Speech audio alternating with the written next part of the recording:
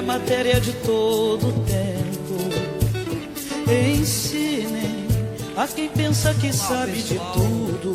Estamos começando mais um nosso podcast, nosso bate-papo de todas as quartas-feiras. Hoje, dia 14 de agosto de 2024. Esse é o nosso 31º programa do ano. Esse podcast é transmitido pelo Instagram do Cinti Regional de Ceará-Mirim e no Sistema Litoral de Comunicação é transmitido pela 87 FM de Maracajaú, YouTube e TV Web. A vocês que nos acompanham, muito obrigado, pela audiência. E um abraço aí o pessoal de Santa Ana, do Marculino, Caraúbas, Maracajaú, Maxaranguape como um todo, Pititinga, já pertencente ao município de Rio do Fogo, a todos vocês que nos ouvem através da 87 FM, nosso bom dia, nosso grande abraço. Eu sou José Roberto e vou tocar este bate-papo até às 9 horas. E no programa de hoje, nós falaremos sobre como os estudantes estão vendo a reforma do ensino médio. Esse é o nosso tema de hoje. Pela primeira vez, a gente está trazendo os estudantes aqui para bater um papo, importantíssimo também, tendo em vista que esse programa é da Regional de Ceará-Mirim, não é só para os professores, nem os trabalhadores em educação. Também nós ampliamos para os estudantes, que é parte importante desse processo. Então, o nosso convidado de hoje é um casal de estudantes do ensino médio, do curso lá, técnico do Instituto Federal do Rio Grande do Norte, o IFRN, campus Ceará-Mirim, importante dizer isto, são naturais também deste município. E a primeira pessoa que eu vou apresentar aqui, ele estudou o ensino fundamental na Escola Municipal Dr. Júlio Gomes de Sena, aqui no conjunto da Coab, bem pertinho aqui da emissora, e atualmente faz ensino médio no curso técnico Equipamentos Biométricos. Estou apresentando e falando aqui e vamos bater um papo com Ramon Hernandes Nogueira. Bom dia, Hernandes. Está dando para ouvir? Pode falar. Quer dizer que é muito bom estar aqui, justamente como você falou, de que é bom ter a representação dos estudantes nisso, para mostrar que não é somente uma coisa fechada, mostrar que é para todos os trabalhadores, para todas as pessoas que, assim como nós, somos da classe operária, que lutamos todo dia sobre novas condições de vida, condições melhores para aqueles à nossa volta, e que é muito importante estar aqui e que eu gostei muito do convite, eu agradeço muito. Ok, Ramon, eu que agradeço, o programa agradece em sua presença. Vamos lá. Já a segunda pessoa que eu vou apresentar aqui, ela estudou na escola privada, o Sistema de Ensino ABC, uma escola aqui do município, da cidade de Ceará-Mirim. E atualmente faz ensino médio no curso técnico de Programação de Jogos Digitais. Vamos bater um papo aqui com a estudante Agatha Luane França. Bom dia, Agatha, seja bem-vinda ao nosso podcast. Bom dia, queria agradecer também pelo convite. Foi, sim, também na confiança da gente em estar representando o corpo estudantil aqui para trazer essa representação dos estudantes, que, como você disse, é muito importante trazer essa visão, esse posicionamento, que também é uma categoria muito importante pela luta, pela educação, por educação de qualidade, de acesso a todos. E, assim, obrigada pelo convite. A gente ia fazer um convite na época da greve dos federais, dos institutos, universidades, mas, infelizmente, a agenda aqui ficou cheia e a gente não teve condições. Veio eleições também do núcleo de Maxaranguape, a gente fez palestra, bateu papo com as chapas aqui, outros temas que vieram. A gente falou também só com um técnico federal, entendeu? Representando aí o movimento da greve nacional, e foi impossível trazer o estudante para cá, Pena, mas, como diz minha mãe, nada é tarde para acontecer as coisas, e as coisas boas, principalmente, nós estamos trazendo vocês aqui. Ô, Ramon, fala aí para os teleouvintes, um pouco de você. eu queria ver com você o que te incentivou a fazer equipamentos biomédicos e quando se formar nessa área, o que faz um técnico biomédico? Eu estudava no Júlio Sena e meus irmãos mais velhos foram todos do IF. Minha irmã foi do IF de Natal, ela fez geologia. Meu irmão mais velho foi daqui também, do IF daqui, fez programação de jogos digitais. E meu irmão do meio também está lá fazendo informática no último ano. Desde cedo eu via lá o que eles falavam do IF, como tinha muitas oportunidades, e eu sempre quis ter isso. Eles falavam que tinham os professores muito bons, que tinham coisas muito boas que o IF poderia disponibilizar sobre a educação. Então, eu sempre quis fazer o IF, e quando eu fui fazer, meu primeiro plano principal era fazer programação de jogos também, que nem meu irmão mais velho. Só que eu fiquei com medo de não passar, aí eu optei por equipamentos biomédicos, porque uma das coisas que eu mais queria era passar no IF. Então, para mim, independente do curso, eu sabia que eu conseguiria me dar bem, que eu sabia que eu conseguiria gostar daquilo, porque era uma área que eu via que tinha bastante crescimento, as pessoas falavam. Uma prima minha também já tinha feito equipamentos biomédicos e me recomendou fazer. Aí, por isso, eu optei por fazer equipamentos biomédicos. Aí, o que faz um técnico nessa área?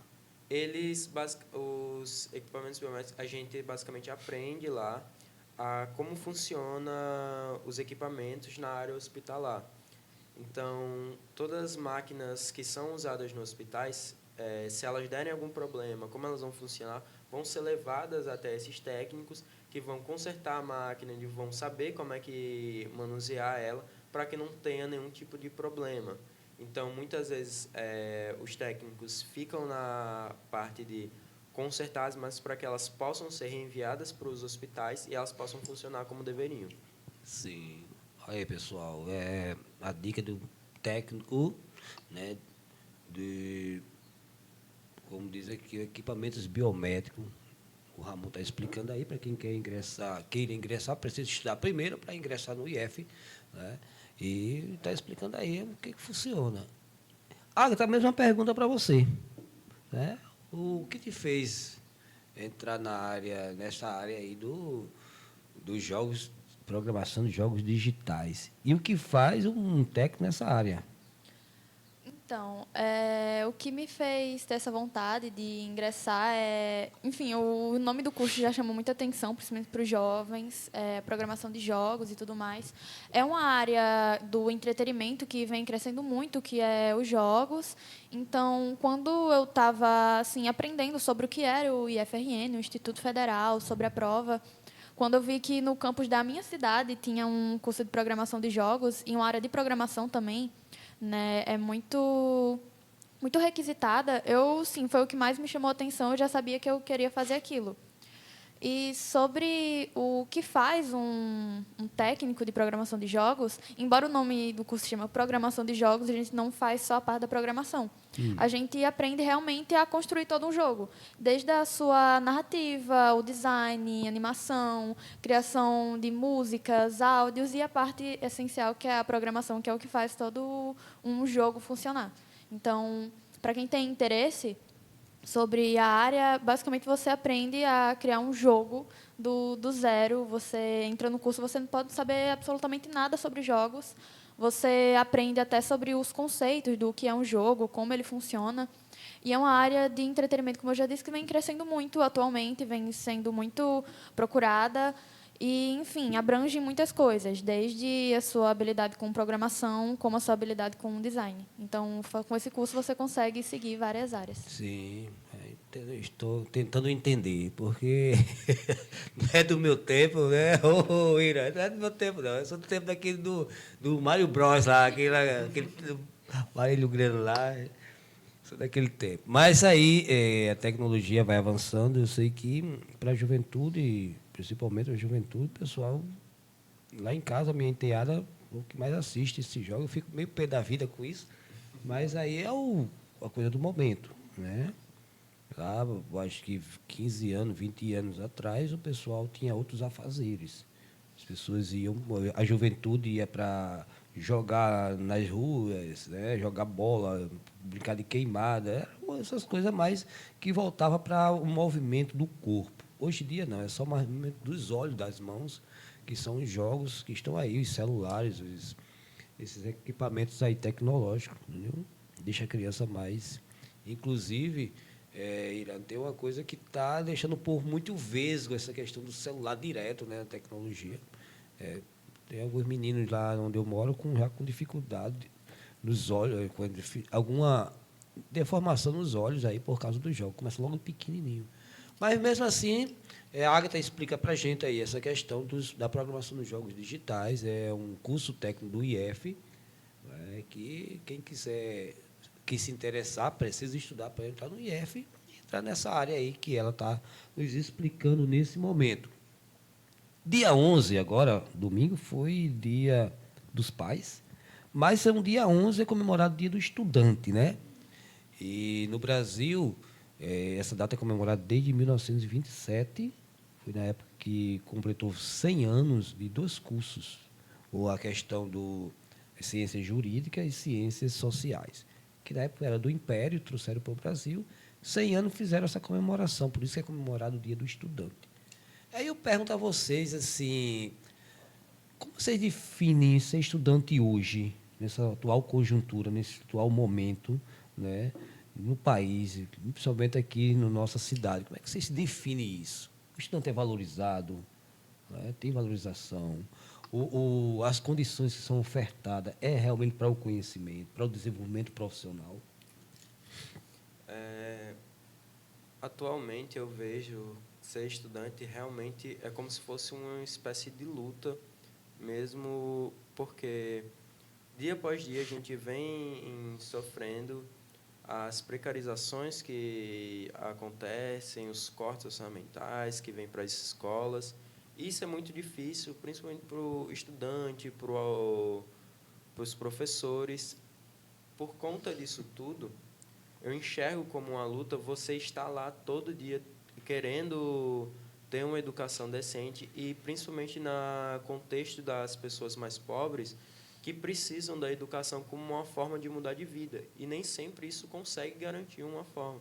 A gente vê muita gente que são formadas até mesmo em cursos superiores que não conseguem um emprego onde foram formadas, que passaram 4 anos estudando aquilo, 5 anos e não conseguem um emprego tudo aquilo. Por isso eu vejo também como uma forma de que o estudante ele não consegue somente se preocupar com ele mesmo, mas ele tem que estar sempre pensando no futuro. Nem que seja por uma prova para conseguir nota, nem que seja para o que ele vai conseguir o emprego de amanhã ou o que ele vai conseguir comer no próximo dia. Porque muita gente, a gente consegue entender que muitas pessoas têm condições precárias, vêm de origem humilde e precisam daquilo todo dia como uma forma de mudar de vida e aquela é a única solução dela, porque ela não tem outra opção senão aquilo. E quando você vai precarizando a educação por tudo isso, você vai quebrando ainda mais essas oportunidades que já são escassas para os estudantes. Foi muito isso que Ramon falou, é uma luta constante, realmente, ser um estudante, porque, enfim, no nosso país, no nosso contexto, acho que também depende muito do contexto de cada pessoa, mas, principalmente como classe trabalhadora, o estudante ele vem sendo cada vez mais precarizado, porque a educação vem sendo cada vez mais valorizada, e a gente também vem deixando de tirar a humanidade das pessoas e tratando elas como máquinas. Então, muitas vezes, esses cortes acabam, enfim, tirando um pouco da nossa, enfim, da educação, o significado de criarem seres racionais que pensam, que reflitam, em sim apenas máquinas que devem fazer atividades e provas e cumprirem com prazos. Então, essa visão que a gente tem do que é ser estudante hoje em dia é uma luta constante muito grande, porque, enfim, a educação vem sendo cada vez mais deixada de lado, vem sendo vista exatamente como mercadoria e não como um investimento, que, de fato, a educação é. Gente, nós estamos conversando aqui com dois estudantes do campus do IFRN, o Ramon Hernandes e Agatha Luane, que está aqui explicando para a gente. O tema é como os estudantes estão vendo a reforma do ensino médio. Vamos tocar neste assunto, certo? Mas primeiro a gente quer saber essa questão aí da vida deles, um pouco mais desse desafio inicial para entrar como estudante. Eles estão contando aqui um pouco sobre isso. Então, vocês que nos acompanham através da 87 FM, muito obrigado aí pela audiência. Você veio da escola pública, né? Teve dificuldade. Como foi entrar no IFRN? Porque hoje se avalia que houve uma queda em relação a como era os IFs. Né? Antes era a Cefet, né, que existia ali perto do Mido, aqui no Rio Grande do Norte, em Natal, na capital do estado. E com a política do governo federal do Lula, né, começou a se ampliar esse tipo de estudo técnico. Foi difícil entrar no IF? Ou o que é que você disse? Teve aquele impacto? Eu era do Júlio Sena, estudei lá do 6º ano até o 9º. E quando terminou o 6º ano, deu a pandemia e teve as aulas online que foram muito ruins, porque eu era muito novo e eu não me preocupava em estudar nem um pouco nisso. Eu esperava alguém mandar as respostas no grupo da turma, pegava, copiava e colava e mandava como se eu tivesse feito. Então, eu não me preocupava nem um pouco em como ficaria isso, porque também eu não enxergava que aquilo não era somente para eu conseguir nota, mas sim que aquilo era uma forma de conhecimento. Eu enxergava aquilo como, beleza, eu tenho que fazer isso aqui para conseguir nota e passar no ano. Acabou. E não que eu realmente deveria me preocupar em aprender aquilo. Quando terminou a pandemia, ainda teve uma reforma muito grande no Júlio Sena e a gente ficou muito tempo sem ter aula. Eu só fui voltar a ter aula depois, no meio do ano, depois de junho, no Júlio Sena. Então, teve mais esse atraso, a gente ficou muito tempo sem isso. Só que eu consegui passar no IF porque eu fiz um curso preparatório para conseguir entrar lá. E eu ficava muito pensando que quem não tinha condições para fazer aquilo, porque era um dinheiro todo mês você tinha que pagar para eu conseguir estar lá. Eu ficava pensando, quem não tem condições para fazer o que eu estou fazendo, muitas vezes não vai conseguir passar. É uma questão totalmente diferente analisar a minha condição para uma pessoa que precisa cuidar dos irmãos, do irmão mais novo, do sobrinho, precisa ajudar o pai trabalhando. Uma pessoa dessa não vai ter condição de estudar do mesmo jeito que eu consegui estudar para entrar no IF. Tanto que eu não conseguiria comparar a minha condição com outra pessoa ou minha capacidade com a de outra pessoa, porque são meios totalmente diferentes, são condições totalmente diferentes que nós dois passamos para conseguir entrar lá. E eu estudei bastante para consegui passar e eu vejo que isso foi muito importante. E eu queria muito que outros alunos também conseguissem passar. Uma das coisas que a gente mais defende é que não somente o IF tenha essas condições boas que ele tem, mas sim que todas as escolas tenham isso. Que ninguém precise fazer uma prova para mostrar que tem capacidade ou que tem direito de ter uma educação decente. Ninguém precisa provar que merece uma educação de qualidade. E, então, a gente apoia muito que todas as escolas tivessem o investimento que o IF tem, que todas as escolas tivessem essa oportunidade, para que a gente não ficasse batalhando um contra o outro para ver quem vai conseguir entrar e quem não consegue, num jogo de competição por uma coisa decente, uma educação decente. Agatha, e aí? Você veio de uma escola privada, uma outra estrutura, não é? E foi difícil entrar no IF ou para você foi tranquilo? Acho que é muito importante trazer essa diferença entre o que é estudar na escola privada e na escola pública, porque, enfim, eu realmente, sendo bem sincera, eu não tive muita dificuldade para fazer a prova do IF. Eu fiz o mesmo curso que Ramon, o curso preparatório, sendo que eu entrei nele faltando 3 meses para a prova, só para pegar a parte da revisão. E mesmo que a pandemia tenha afetado todo mundo, escola, enfim, rede particular, rede pública, porque é uma outra realidade que a gente teve que se adaptar.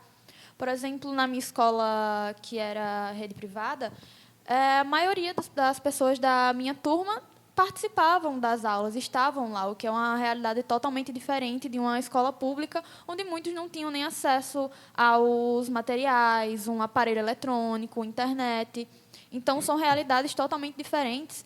E mostrar isso também é quebrar com esse pensamento bem meritocrata de que apenas estudando qualquer um vai conseguir entrar no IF.